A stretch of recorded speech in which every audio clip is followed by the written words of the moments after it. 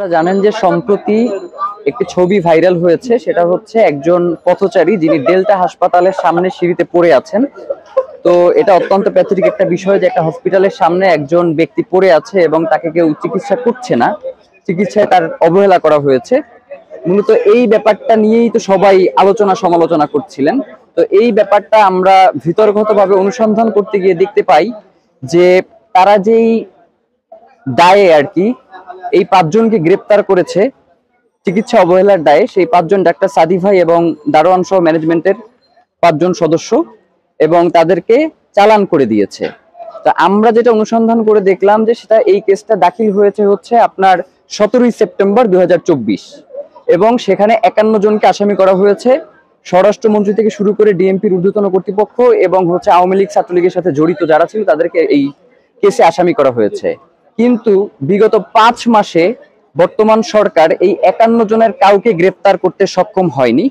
উল্টো তারা হচ্ছে 18ই জানুয়ারি তারা হচ্ছে নতুন করে এটা ফরওয়ার্ড করেছে হাতিরঝিল থানায়, এবং সেক্ষেত্রে তারা একটা পোস্টকে ভাইরাল হওয়াকে কেন্দ্র করে তারা হচ্ছে চিকিৎসা অবহেলার অভিযোগ এনে 5 জনকে গ্রেপ্তার করেছে। কিন্তু আমরা ভিডিওতে দেখতে পেয়েছি যে যেই 5 জনকে গ্রেপ্তার করা হয়েছে এই 5 জনের ভিতরে 2-3 জন যারা তাৎক্ষণিক এই যে পথচারী ইসমাইল ভাই তাকে সে পড়ে আছে ফুটপাতে, সেখান থেকে তাকে টেনে তারা হসপিটালের মধ্যে নিয়ে যাচ্ছে, কিন্তু পুলিশ অতর্কিত আবার গুলি করার কারণে তারা সেখানে তাকে রেখে ভিতরে চলে আসতে বাধ্য হয়েছে।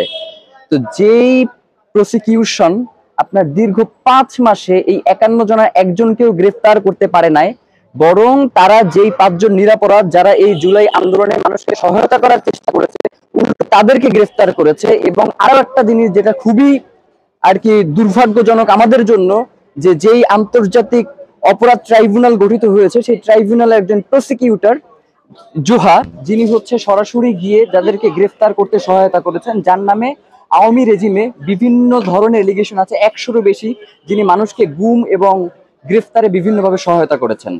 সুতরাং আমরা ইনকিলাব মঞ্চের পক্ষ থেকে দাবি করেছি যেই 5 জনকে গ্রেফতার করা হয়েছে তারা অলরেডি জামিনে বের হয়ে আসছেন। সুতরাং রাষ্ট্রের পক্ষ থেকেই তাদের মামলাগুলো প্রত্যাহার করে নিতে হবে, মামলা থেকে তাদের নাম। এখানে ব্যক্তি কোনোভাবেই জামিনের আবেদন করবে না, রাষ্ট্র তাদেরকে এই মামলা থেকে তাদের নাম সরিয়ে দেবে। নাম্বার 2, সেটা হচ্ছে যেই আমরা আন্তর্জাতিক অপরাধ ট্রাইব্যুনালকে কলঙ্ক মুক্ত দেখতে চাই, জোহার মতো ব্যক্তিরা যারা, আমরা যেটা বলতে চাই আমরা আন্তর্জাতিক অপরাধ ট্রাইব্যুনালকে আমরা কলঙ্ক মুক্ত দেখতে চাই। এবং দ্বিতীয় যেই জিনিসটা সেটা হচ্ছে আপনার এই যে যাদেরকে গ্রেফতার করা হইলো এই 5 জনকে যারা নির্দোষ ছিল, এদেরকে সসম্মানে তাদেরকে আমাদের জামিন দেয় নাই।